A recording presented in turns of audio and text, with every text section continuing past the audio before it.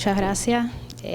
Después de ver las presentaciones que hemos tenido en la mañana, yo vengo con una presentación que es histórica, no tiene resultados novedosos y eso nos deja en una posición un poco incómoda, siendo el centro productor de una de las vacunas contra la meningitis, que nosotros como productores creemos que es una de las más importantes en el país. Sin embargo, hace muchos años que no se les hacen estudios de bioinformáticos a la IFA, que forma parte, eso no es, disculpa, de la vacuna, y sobre todo a la cepa que da lugar a esta, de la que se obtienen las vesículas de membrana externa de la vacuna. Y tiene que ver mucho también con la secuenciación de genoma completo. No hemos tenido la capacidad de secuenciar el genoma completo y van a ver que los estudios que hemos hecho han sido basándonos en el genoma secuenciado de un serogrupo B, pero que no es de la cepa vacunal.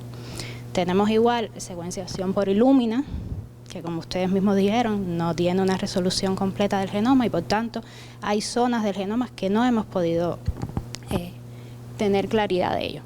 Entonces, de manera general, lo próximo, la enfermedad meningocócica es una enfermedad que solamente en el humano está causada por la bacteria Neisseria meningitidis, y lo más relevante que les voy a decir es la fatalidad que tiene, que llega hasta una letalidad de hasta el 20%, y tiene un avance tan rápido de la enfermedad que puede llegar a fallecer la persona en 24 a 48 horas. Y eso lo vieron mucho en la epidemia de los años 80, donde un niño podía estar jugando tranquilo y a las 2 horas haber fallecido por una meningococcemia. Los niños que terminan sobreviviendo, en muchos casos terminan con secuelas que pueden ser desde amputaciones de miembros hasta pérdida de audición o trastornos neurológicos. La próxima. Neisseria meningitidis es una bacteria que está conformada por un número importante de proteínas, una membrana externa con proteínas rodeadas por un polisacárido capsular, que esa cápsula es lo que define los serogrupos, hasta el momento 12 serogrupos, y de estos 12 serogrupos 6 son los que presentan el 90% de los casos en el mundo. Siguiente. Como ven, esta es una distribución, tenemos problemas con el mapa pero bueno, una distribución global que en azulito se ve el serogrupo B. Vean cómo tiene una distribución prácticamente en todo el mundo, con excepción del cinturón de la meningitis africana, donde es predominio del serogrupo C, el serogrupo W, pero de manera general en todo el mundo hay presencia del serogrupo B muy predominante. Próximo. Las vacunas antimeningocócicas que se fueron desarrollando en el mundo, las primeras fueron, bueno, hay una cápsula, es lo primero que ve el sistema inmune, generemos una vacuna a partir de ese polisacárido capsular. Ese polisacárido capsular puede ser también conjugado a proteínas portadoras, lo que mejora mucho la respuesta, y para los serogrupos A, C, W, Y y X existen vacunas tanto polisacarídicas como vacunas conjugadas. Sin embargo, ¿qué pasa con el serogrupo B? El serogrupo B ha sido un reto porque ese polisacárido capsular no es inmunogénico, porque contiene una estructura similar a proteínas que se expresan en el feto y que por tanto están asociadas al desarrollo neuronal, lo que resulta en una tolerancia inmunológica, por tanto no puede ser utilizado como un candidato vacunal. ¿Hacia dónde se movieron entonces el desarrollo de las vacunas?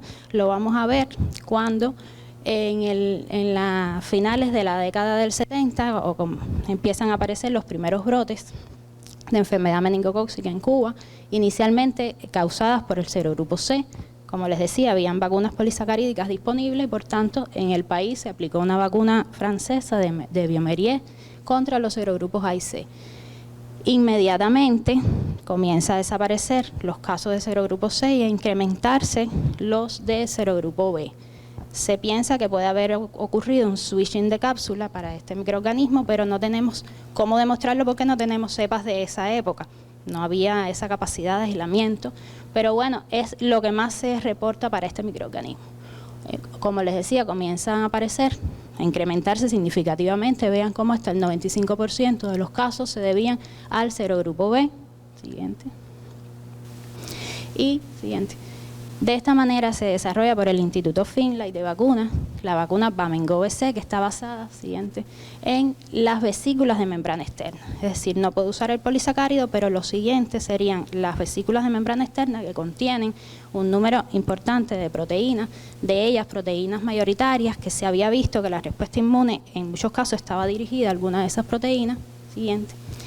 Y estas proteínas se solubilizan con un polisacárido capsular, en este caso el polisacárido capsular C, que es muy similar al polisacárido B, pero no tiene el inconveniente de la tolerancia. Siguiente. Por tanto, se sustituyó este polisacárido B por el polisacárido C. Se supone que esa estructura semeja lo que pasa en la naturaleza de la bacteria, es decir, proteínas rodeadas de un polisacárido. Por tanto, esperamos que eso es lo que está sucediendo en la vacuna. Y la afinidad que existe entre esas proteínas y ese complejo, ese polisacárido capsular, le da la capacidad de una respuesta similar a las proteínas conjugadas, a las vacunas conjugadas. Siguiente. Y como ven, en finales de los años 80 comienzan entonces los estudios clínicos y la vacunación masiva con Bamengo-BC, disminuyendo y eliminando prácticamente la enfermedad en Cuba. Vean que hasta el 2023, que son los datos que tenemos en la gráfica, prácticamente no se reportan casos de enfermedad meningocócica. Y esto es importante porque para otros países donde se ha aplicado vacunación, que es lo que ha sucedido y lo mismo que pasó en la década del 70, está bien, estás vacunando contra B y contra C, ¿qué pasa con el resto de los serogrupos? ¿Por qué no aparecen? Eso es algo que en Cuba no se han reportado casos de otros serogrupos, a pesar de tener estudiantes de medicina que han venido por mucho tiempo, extranjeros que vienen, personas médicos que viajan y vienen al país.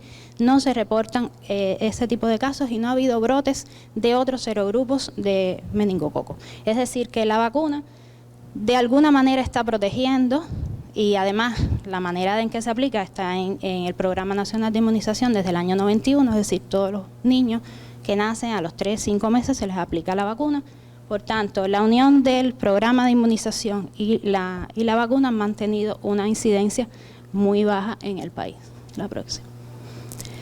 Ahora, la vacuna detuvo la epidemia, pero ¿qué fue lo que pasó con las cepas que estaban circulando? Es decir, impactó en la diversidad genética y el perfil antigénico del meningococo.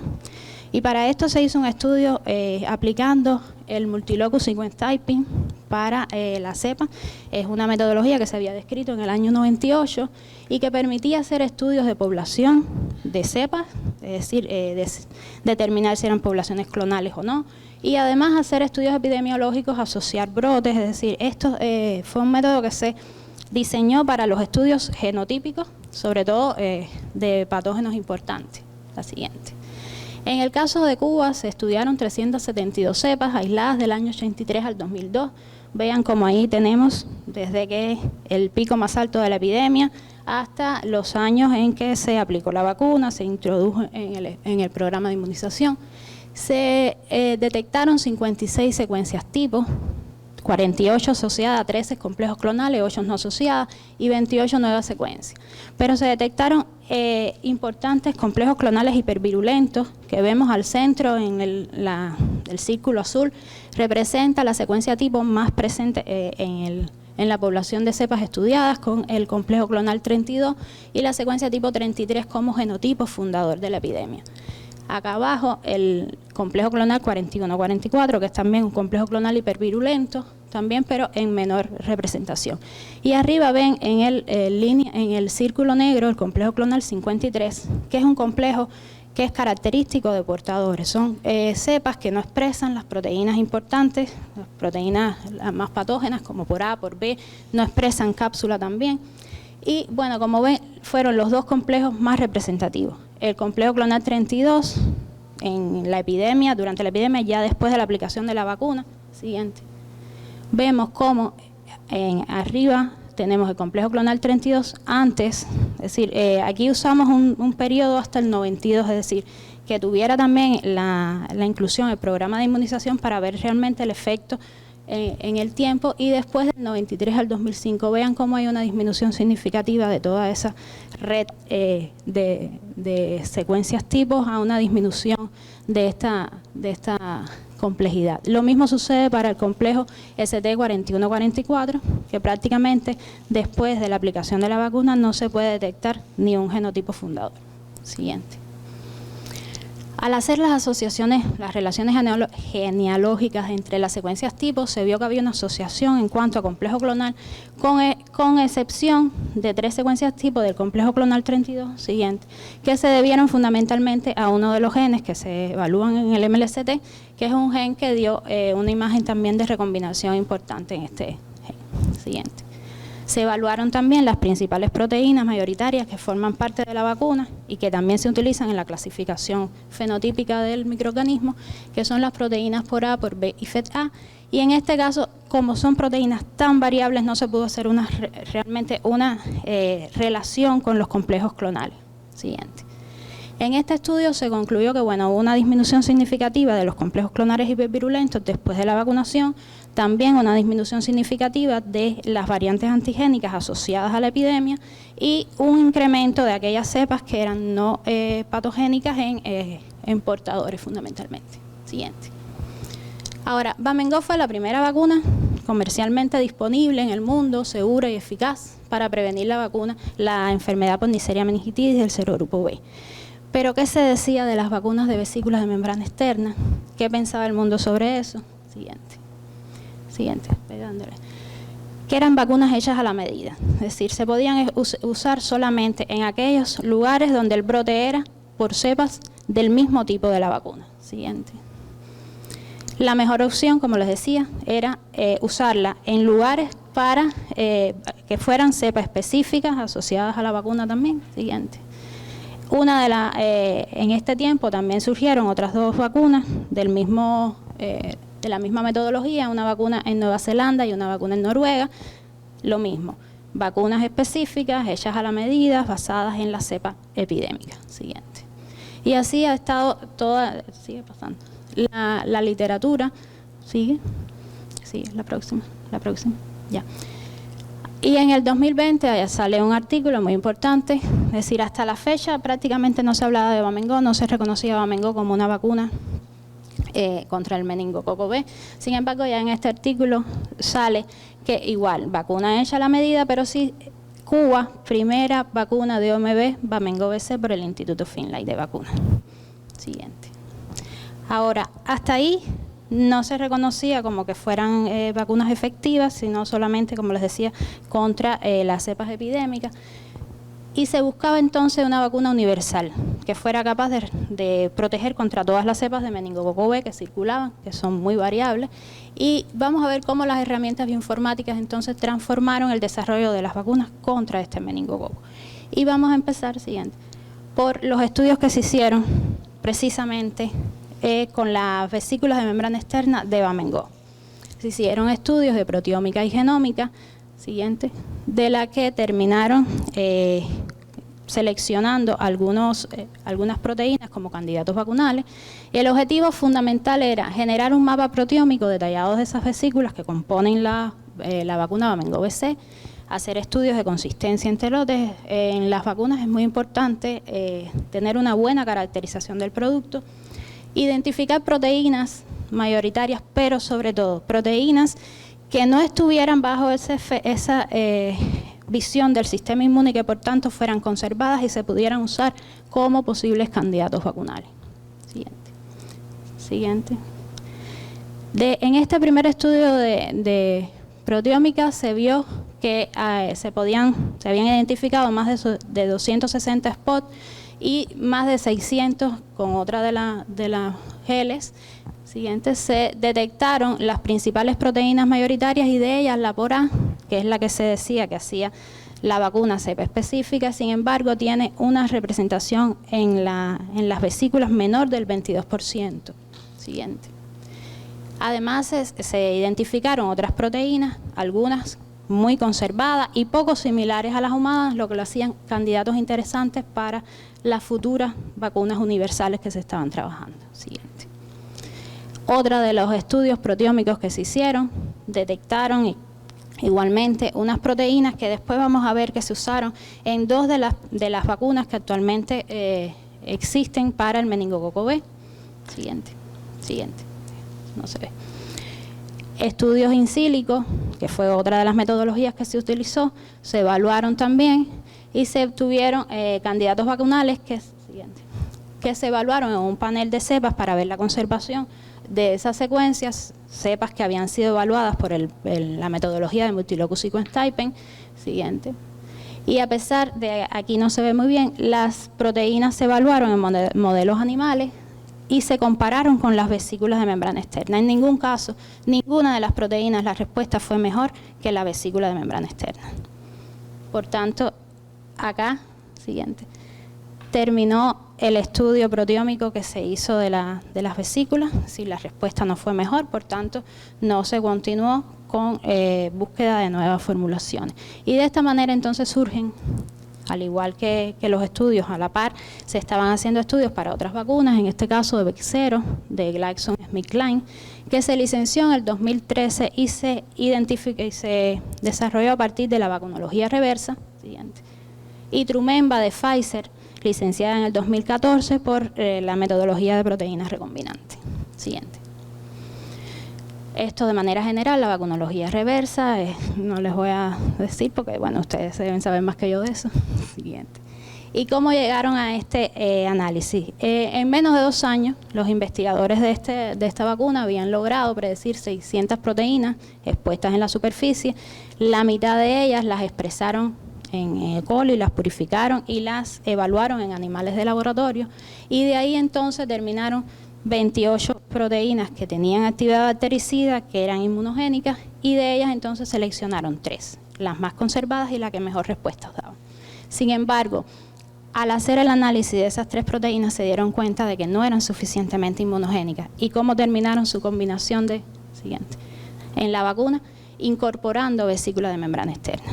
Ellos usaron 3 proteínas recombinantes y la vesícula de membrana externa porque es una molécula que contiene no solo proteína, contiene lípidos, contiene LPS, es decir, contiene un grupo de moléculas que inducen una respuesta más completa a la enfermedad. Como ven, es una vacuna que tiene un estimado de dosis de más de 80 millones de dosis vendidas, comercializadas, es una de las vacunas que más se vende en el mundo, con unas ganancias acumuladas de aproximadamente 8 billones de dólares. Siguiente. Trumemba, por su parte, es una vacuna más sencilla, es decir, contiene 2 proteínas recombinantes, no tiene vesícula de membrana externa y se ha limitado fundamentalmente a Estados Unidos, es decir, el nicho de Estados Unidos. No conocemos las ventas, pero dentro de la misma empresa tiene ventas menores porque se han dedicado más a las vacunas de neumococo que a las vacunas es decir, a la venta de la vacuna de meningococo. Siguiente. Como de pensar, 2 grandes transnacionales no se han quedado solamente en la vacuna de B, sino que ya tienen 2 vacunas que combinan todos los serogrupos con excepción del X. El X, ¿por qué no? Porque el X es exclusivo del continente africano y bueno, no es muy importante para las grandes compañías que África esté libre de meningitis. Por tanto, ellos se han dedicado a A, B, C, W y Y. Siguiente. Ahora, en el caso del Instituto Finlay, como les decía, ¿qué estrategia de acciones futuras tenemos? La secuenciación del genoma de la cepa CU385 es la cepa de la que se obtienen las vesículas y, como les decía, no tenemos el genoma completo, tenemos Illumina y, por tanto, esos estudios proteómicos que hicimos no fueron contra la cepa que realmente está en la vacuna. Es decir, eso es un objetivo que nosotros sí estamos tratando de seguirlo este año. Profundizar en los estudios de proteómica a partir de este genoma. Continuar estudios de cross-protección porque hemos visto que la composición que tiene esa forma de las vesículas con el polisacárido capsular le da una ventaja inmunológica a la vacuna que tenemos que seguir demostrando. Hacer estudios de predicción de inmunogenicidad de la vacuna en nuevos mercados por métodos bioinformáticos, ya en eso estamos trabajando con 3 graduados de la UCI y con colaboración también del grupo de bioinformática de la UCI. y continuar, por supuesto, un proyecto de desarrollo de una vacuna hexavalente que sí incluye el serogrupo X. Y bueno, tenemos ya bastante avanzado, el Instituto Finlay produce vesícula de membrana externa, produce los polisacáridos y produce además las proteínas portadoras que pueden usarse en las vacunas conjugadas. Muchas gracias. Bueno, le damos las gracias a Anet.